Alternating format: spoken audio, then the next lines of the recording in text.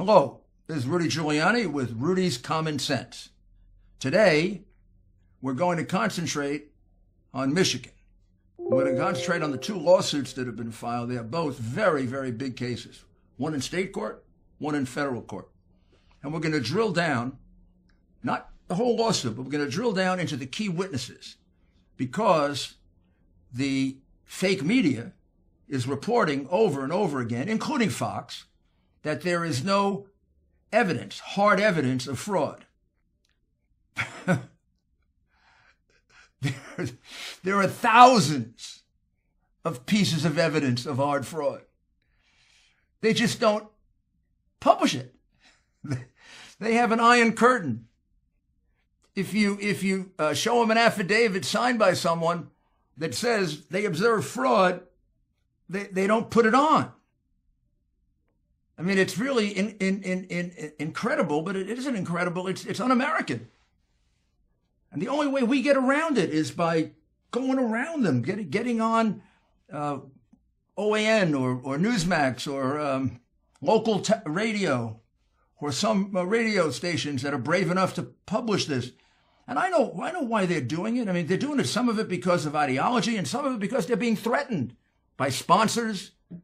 We've had people threatened with being thrown out of their law firms if they help us. I mean, that's for another day, but this is McCarthyism on steroids. This is making Nixon's enemies list look bad, but not as bad. This is probably the worst time in America for the exercise of your rights of free speech. The worst. This is not terribly different than what's going on in Venezuela. And very interestingly, you're going to see that Venezuela is involved in this voter fraud. But now we're going to go to Michigan. What happened in the state of Michigan? We filed a lawsuit several days ago, two of them, one in state court, one in federal court, one in Detroit and one in Lansing. And together they allege the following, that like Pennsylvania, Detroit was a cesspool of systemic corruption, that the Detroit democratic machine, which has its own issues of corruption, maybe as bad, maybe not as bad as Philadelphia, its own history of voter fraud, maybe not as legendary as Philadelphia, but still there, that they did essentially the same thing that Philadelphia. They excluded Republicans from being able to observe the mail-in ballots, the ballots that were so disputed, the ballots that were new to this election. We never had that before. We had absentee ballots, but not you could just mail in.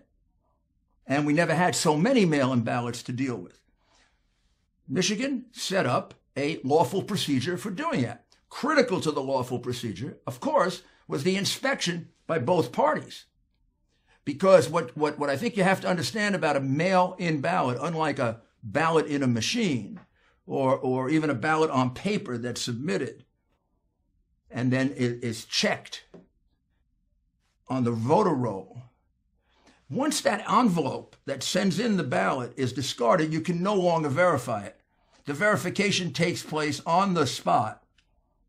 And from time immemorial, when absentee ballots are counted, the city or state worker that sits in the middle has the ballot. On one side is a Republican, the other side a Democrat, liberal, conservative, whatever.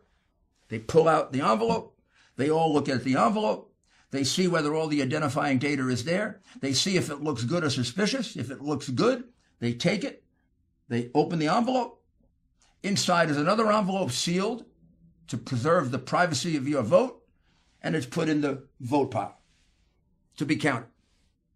And the envelope is put over there. And basically now you can no longer verify. They've become separated from each other and mixed up within 1 million votes. In this case, there was no Republican. Rarely was there even a Democrat. A couple of times you'll see there were 2 Democrats and no Republican. No Republican got to see that. We've shown in Pennsylvania that we can count now up to 628,000 votes were unlawfully cast that way.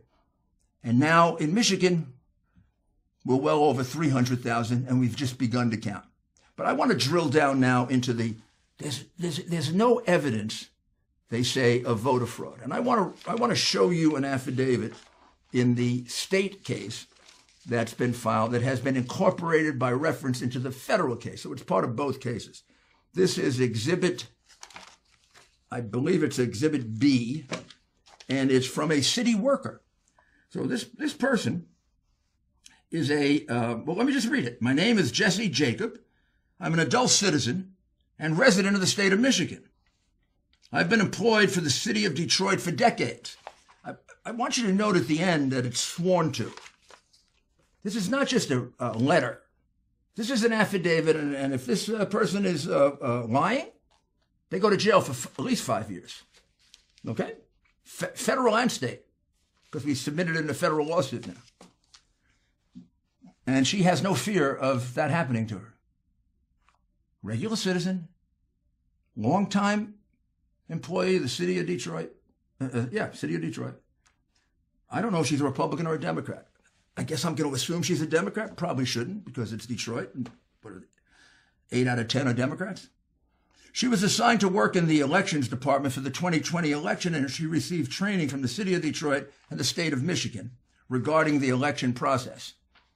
She worked at the headquarters for most of September, and then she started working at a satellite location for most of October. She processed absentee ballot packages to be sent to voters while I worked at the election headquarters in September 2020, along with 70 or 80 other workers. I was instructed by my supervisor, quote, to adjust the mailing date of these absentee ballot packages to be dated earlier than they were actually sent. First crime. Ordered to do it by her supervisor, a city worker. First fraud. First crime. The supervisor was making announcements for all workers to engage in this practice. So it wasn't individual, it was pervasive. At the satellite location, I processed voter registrations and issued absentee ballots for people to vote in person at the location. I directly observed on a daily basis City of Detroit election workers and employees coaching and trying to coach voters to vote for Joe Biden and the Democrat Party. Completely illegal. That's me. Editorial aside. She goes to say, I witnessed these workers and employees encouraging voters to do a straight Democrat ticket. I witnessed these election workers and employees going over to the voting booths with voters in order to watch them vote and coach them for whom to vote.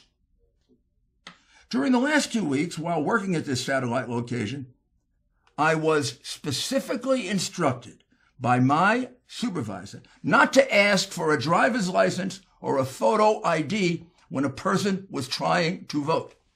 Gosh, let's not see if they're an illegal alien. Let's not see if they come from New York. Let's not see if they were sent over from Chicago, where they surely were going to win. So why waste time in Chicago? Come and vote in Detroit like they do from Camden to Philadelphia in almost every election. Where Democrat machines control a place, they cheat. And why wouldn't they? They steal. Why wouldn't they cheat? You don't have to guess at it. She's telling you that. Goes on, paragraph 10. I observed a large number of people who came to the satellite location to vote in person, but they had already applied for an absentee ballot. Gee, that's kind of strange. These people were allowed to vote in person and were not required to return the mailed absentee ballot or sign an affidavit that the voter lost the mailed absentee ballot. Encouraging them to vote twice. This is like, I voted early and often for Joe Biden and Harris because I was instructed to do so by the crooked Democrat Party of Detroit. Whenever I process an absentee voter application or in-person registration, I was instructed to input the person's name, address, and date of birth into the qualified voter file, QVF system. That means if they weren't registered, which means they weren't entitled to vote, she'd clean it all up by getting the vote and then putting the person's name in after the fact. That's also fraud. I don't know how many I've counted out. Four different acts of fraud being done by her and 70 to 80 other poll workers. You see how they're lying to you? The QV system can be accessed and edited by any election processor with proper credentials. I worked at the satellite location until the poll is closed, and then completed the entry of all absentee ballots by 8:30.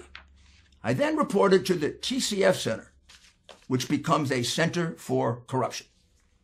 It should be called the Voter Corruption Center. On November 4, 2020, at 8:30 a.m., I was instructed not to validate any ballots and not to look for any deficiencies in the ballots. That's what you're supposed to do. You're supposed to look for deficiencies in the ballots. They didn't allow a Republican to look, and they also told the city worker, don't look. Normally, about 10% of the ballots are deficient. And every single one of these ballots that didn't have that inspection became, by virtue of that, under the law of Michigan, an unlawful ballot. One that shouldn't be counted, can't be counted. It's an illegal vote because it hasn't been inspected according to the new law that was passed. Absentee ballots that were received in the mail would have the voter's signature on the envelope. While I was at the TCF Center, I was instructed not to look at any of the signatures on the absentee ballots. And I was instructed not to compare the signature on the absentee ballot. The signature is there for the purpose of verifying. A Republican didn't get a chance to see that. And the city worker was told not to do it. Who cares if the signature is one thing and the signature is another thing and this person is voting 30 times, keeps coming in 30 times? We wouldn't know. That also is a crime. All absentee ballots that existed were required to be inputted into the system by 9 p.m. on November 3rd. That was required to be done in order to have a final list, et cetera, in order to have enough time to process the ballots. All satellites were instructed to collect the absentee ballots from the drop box once every hour on November 3rd, 2020. End time, 8 p.m., November 3, 2020. By the way, that's an order from Justice Samuel Alito of the United States Supreme Court. Doesn't matter who's Justice Alito. The crooked Democratic Party of Detroit's more important than Judge Alito or the Supreme Court, because on November 4, I was instructed to improperly predate the absentee ballots, to change the receive date, and to make it look that like they had been received on or before November 3rd. I was told then to alter the information in the QVF to falsely show that the absentee ballots had been received in time to be valid. I estimate that this was done thousands of times. Then she signs on the penalty of perjury. You're telling me this wasn't pervasive fraud? That there's no evidence of pervasive fraud? I assume now that NBC, CBS, ABC, Twitter, Facebook, Times, Washington Post is aware of this. They'll put it on the front page. Ha! We might as well be in Venezuela or China or the old Soviet Union. Welcome back, and let's get back to the evidence and the proof that's being denied you because of the Iron Curtain of censorship. Let's get right back into it. Now we get to the second part. Now we get to the second part of the affidavits. These are two affidavits.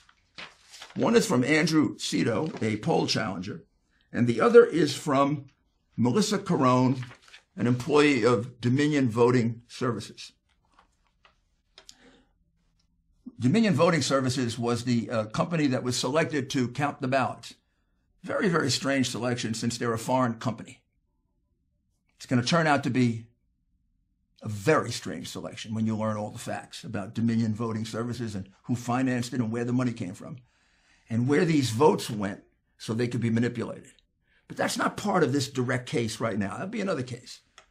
Let me tell you what these two together say. First, Melissa Carone, not an employee of anybody, not a political person, worked for Dominion Voting Services. She says, I witnessed countless workers rescanning the batches without discarding them first, which resulted in ballots being counted 4 or 5 times. This is in the TCF Center in Detroit, where basically 8 out of every 10 votes was for Biden. Except it wasn't 8 out of every 10. It was 8 out of 10 falsely magnified by 4 or 5 times. Over 400 ballots were scanned, had gotten blocked, which means one batch was counted over 8 times. This happened countless times while I was at the center. I confronted my manager, Nick Okonomakis, saying how big of a problem this was. Nick told me he didn't want to hear that we have a big problem. He told me we are here to assist with IT work, not to run their election. I guess they're there also not to be citizens of the United States and report crimes. I overheard numerous workers talking during shift change in which over 20 machines had 2 Democrats judging the ballots, resulting in an unfair process. Then we have the most interesting thing of all, that Mr. Cito and Ms. Carone both would observe at the same time. So let's go to Ms. Carone's version first. Sometime around 4 in the morning, there was 2 vans that pulled into the garage of the counting room. This is after most people had left and most Republicans had left because they thought it was over. The counting was over. And Trump was still ahead by about 130,000 votes, which they were extremely nervous about, say these witnesses. The 2 vans pulled up into the garage of the counting room. These vans appeared to be bringing food, but no food ever emerged from the vans. Instead, something like over 100,000 ballots came out of nowhere, not in the usual containers, in cardboard boxes, in bags, some of them falling out, and they're all thrown on a table. And it was announced that Michigan had discovered over 100,000 more ballots after they had counted all of the mail ballots. But 100,000 more were just discovered in the middle of the night. And when a worker, she observed, when a worker couldn't read it, or all they did is just throw it in, they didn't bother to observe it. They were just being thrown in. When there wasn't a name, the worker would sign the name of the person that the ballot belonged to, which is clearly illegal. There was a time I heard Samuel talking to Nick about losing tons of data. Ultimately, she called the FBI and made a report with them, and I was told I will be getting a call back. Needless to say, she didn't get a call back because this was overwhelming evidence of voter fraud by Democrats, not Republicans. Had it been Republicans, 10 FBI agents would have shown up immediately and seized the ballots. You know that. You know there's something seriously wrong with the upper echelon of our FBI. Now, just in case you don't believe her, even though she signed under penalties of perjury, why would a woman do that if it wasn't true? But there it is. And by the way, whether you believe it or not, it's evidence. They're lying to you when they say there's no evidence. This is evidence of systemic, pervasive voter fraud in the city of Detroit at such a level that it changed the numbers and made Biden the winner and not Trump, because we can count out at least 320,000 votes that were unlawful and illegal, including the 100,000 that came in at 4:30 in the morning. And there are more witnesses to that, by the way. I just gave you the 2 under oath. There are more witnesses to what I told you, that it definitely happened. This is very powerful evidence. So let's take a short break and we'll be back with even more. Thank you for returning, and let's get back to the evidence that the phony media says doesn't exist. Then we have the support for that from a gentleman by the name of Andrew Cito. Andrew was a poll challenger. He arrived at the TCF Center at 9:30 p.m. on November 3rd. He reported to the counting room, and he had no ability to be able to see any of the ballots being counted, nor would they allow him to see any of the ballots being counted, even though he was a certified poll watcher of the Republican Party. At approximately 4:30 p.m., now, similar to what she said, I thought everyone was going to go home as our shift had ended. There were two men in charge of the counting, one in his 30s and one in his 50s. At approximately 4:30, the man in his 50s got on the microphone and stated that another shipment of absentee ballots would be arriving and would have to be counted. Now, the count was all over. The guy announces, we got a few more ballots coming in. They had finished all the ballots they thought they had. It wasn't a few more ballots. There's 100,000 ballots. A few more ballots that come in at 4:30 in the morning. This is like Al Capone and this is like Al Capone and Prohibition. At approximately 4:30 a.m., sworn under oath by Mr. Cito, at approximately tens of thousands of ballots were brought in and placed on 8 long tables. Unlike the other ballots, these boxes were brought in from the rear of the room. Quite appropriate that they be brought in the back door, right? The same procedure was performed on the ballots that arrived at approximately 4:30 a.m., but I specifically noticed that every ballot I observed was cast for Joe Biden. Oh, wow.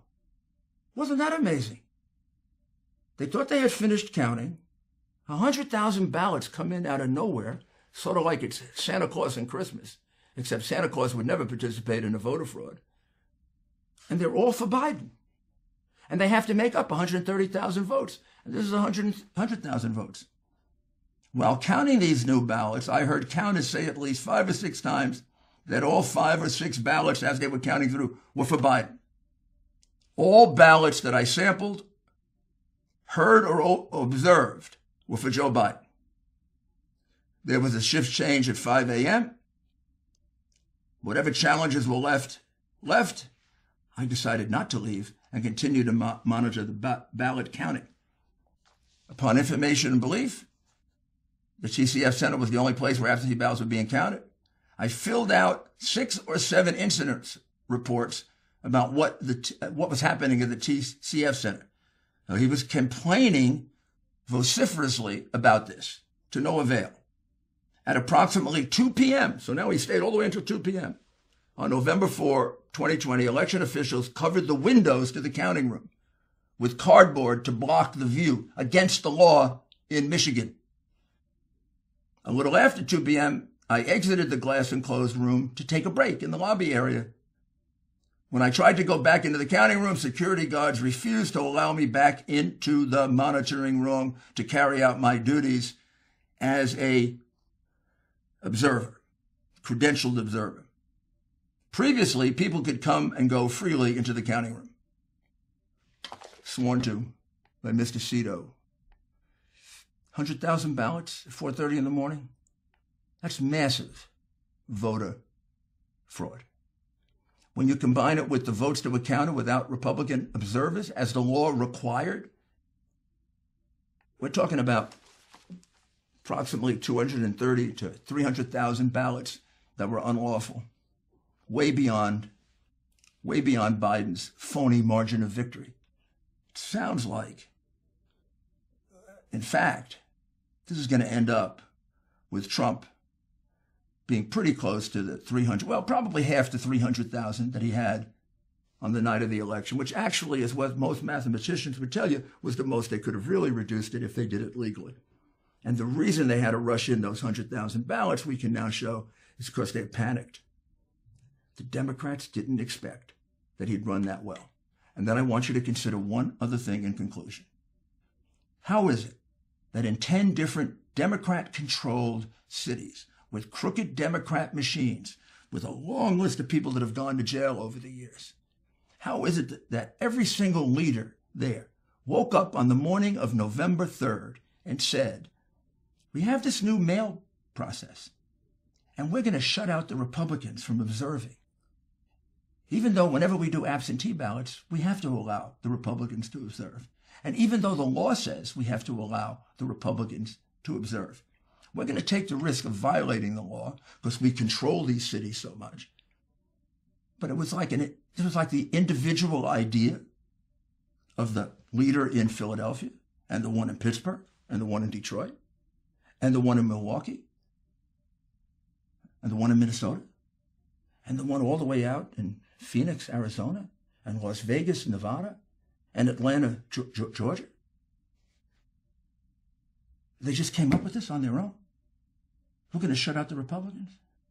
Or do you think this was a concerted plan executed by the Democratic National Committee and the crooked Biden campaign? Look, let's get real. Joe Biden plagiarized and cheated his way through law school. Joe Biden plagiarized and tried to cheat his way through his first presidential election. The Biden family and Joe have made millions, 30 to 40 million alone from China. And we have a text in which Hunter Biden says half of that goes to Joe. The man, sold himself so many times. Why wouldn't he cheat? The evidence is overwhelming, ladies and gentlemen. He stole an election. Now we have 2 states. Those votes have to go to Trump. We're going to move on now to Nevada. You don't think it's worse in Nevada? I already know it's worse in Nevada. Phoenix, Atlanta. We're not going to stop. We've been threatened. We've been told we can never get jobs. We've been told we can't be allowed in polite society. We've been told all kinds of things. I'm very proud of what we're doing. We're saving the integrity of the American electoral process, which has been trashed by a crooked leadership of the Democratic Party. And I want to say to Democrats, even those who voted for Biden, this isn't your fault. This isn't your fault. This is the leadership of your party. It got corrupted by Clinton, and it never got uncorrupted. And now they've become major world-class crooks. Stealing an election is nothing for these people. Nothing. They certainly stole the election in Detroit. They certainly stole the election in Pennsylvania. There were over 100 witnesses to that. And you're going to see the same thing is true in 5 other places.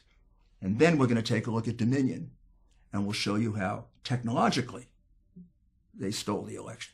So keep paying attention to this podcast and the others, as well as OAN and Newsmax and the local radio stations that have the courage to present the information to you. A lot of it, is getting through. We're going around that Iron Curtain. It's kind of like the Berlin Wall, and never thought I'd see this in America, but we're going to defeat it. This is a great country. We've got great people. My goodness, you have unbelievable common sense. So stick with us. We'll be back very shortly with a lot more evidence, very much like this. Thank you.